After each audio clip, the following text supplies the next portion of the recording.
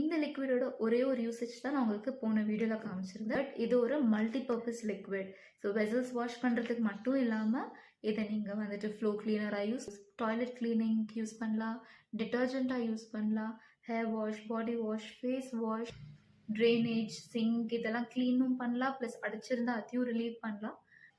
இப்போ நான் சொன்ன யூசேஜ் எல்லாம் ரொம்ப கம்மி. இது மல்டிபிள் யூசேஜ் இருக்குது. ஸோ அதெல்லாம் என்னன்னுட்டு நான் ஃபர்ஸ்ட் கமெண்ட்டில் பின் பண்ணுறேன், பார்த்து தெரிஞ்சுக்கோங்க. அண்ட் இது என்னன்னா, இது வந்துட்டு ஃபர்மெண்டேஷன் ப்ராசஸில் பண்ணக்கூடிய ஒரு லிக்விட். இதுக்கு தேவையான பொருட்கள் பார்த்தீங்கன்னா தண்ணி, பயோவேஸ்ட், நாட்டு சர்க்கரை அண்ட் 90 days. ஸோ இதோட ஃபார்முலா பார்த்தீங்கன்னா 15:10:3:1. அதாவது 15 அப்படின்றது நீங்கள் எடுக்கக்கூடிய பாட்டில் ஆர் கண்டெய்னர் சைஸ்.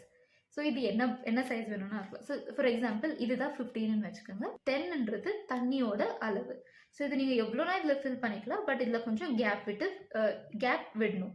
பிகாஸ் இதில் கேஸ் ரிலீஸ் ஆகிறதுனால கேஸ் வெளியேற முடியலன்னா இது வெடிக்க சான்சஸ் இருக்கு. 10 பங்கு நீங்கள் இதில் தண்ணி ஊற்றினீங்கன்னா 3 பங்கு பயோவேஸ்ட். பயோவேஸ்ட்னா எதுனா இருக்கலாம். ஆப்பிள் தோல், கேரட் தோல், பீட்ரூட் தோல், இல்லை உங்கள் கிச்சனில் நீங்கள் தேவையில்லைன்னு போடுற பொருட்கள் எதை வச்சும் நீங்கள் இதை பயோ என்சைம் ப்ரிப்பேர் பண்ணலாம். கிளீனிங் பர்பஸ்க்கு நீங்கள் யூஸ் பண்ணுறதா இருந்தால் சிட்ரஸ் பயோ என்சைம் நீங்கள் ப்ரிப்பேர் பண்ணலாம். Like lemon, orange, sweet Lime இந்த மாதிரி.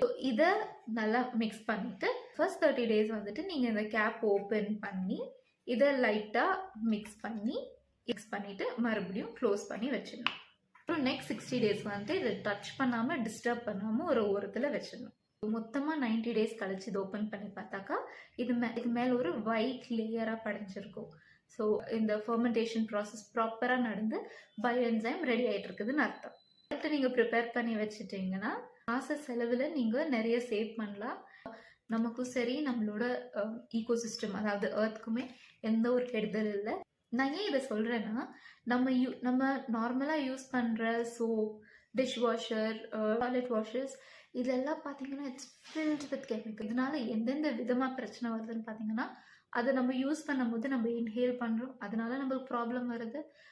அதை தவிர்த்து நம்மளோட பேர் ஹேண்ட்ஸில் டச் பண்ணுறதுனால ஸ்கின் அலர்ஜி வர சான்சஸ் இருக்குது.